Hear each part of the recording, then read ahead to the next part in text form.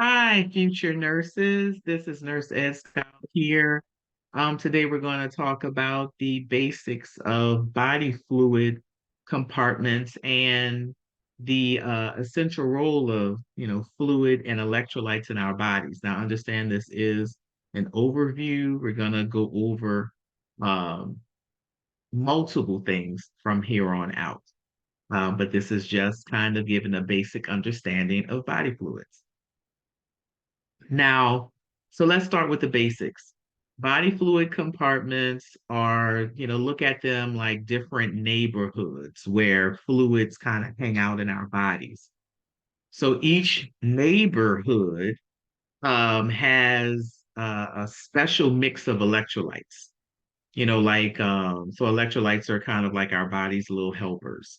And there are special walls that separate them. So kind of like cell borders. And you have three different neighborhoods. Um, First, you have the intravascular compartment, and this is where the fluids are in our blood vessels. The second is the intracellular compartment, and this is inside our cells where most of the action kind of happens. And the third is the extracellular compartment. This is outside of the cells, including the spaces between the cells, blood, and other important areas in the body. Okay.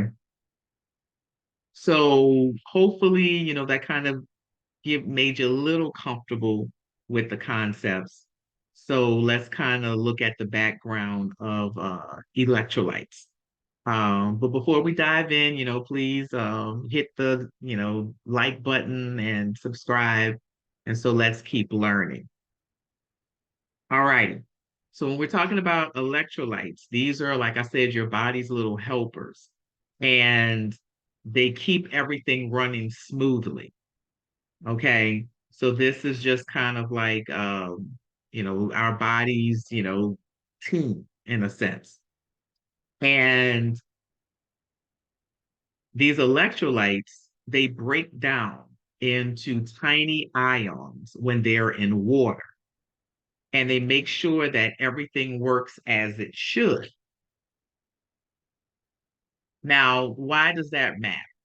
Well, electrolytes help keep um, things in a perfect balance. So they kind of maintain the body's, I guess they maintain the body's health, or, keep it at peace. And understand that we need an equal number of positive and negative ions for everything to run smoothly. Now, understand electrolytes are moving in and out of the cells, kind of constant movement, just to kind of make sure that things stay right in the body. And as one moves out, another takes its place. Okay. And that just ensures that our cells remain happy and healthy. Okay. So let's move on. Now, you know, there are some common disorders, and I'm going to do some videos later on that you can check out related to fluid and electrolyte imbalances. But just to kind of name a few, disorders like dehydration, hyponatremia, hypernatremia, hypokalemia, hyperkalemia, they all sound complex, but don't worry. We're going to learn how these things and how to keep all of this in perfect balance and how it affects our patients. Okay. The good news is that, you know, you as future nurses, you will learn how to treat and prevent these imbalances. And also remember, you're not working by yourself. You're there to be the eyes and the ears of the patient. And once you assess your lab values, and if you notice an abnormality, you're going to consult the primary care provider or the surgeon or whatever team that's taking care of your patient when you're noticing that something is out of balance, you know, uh, and that's the key thing to remember.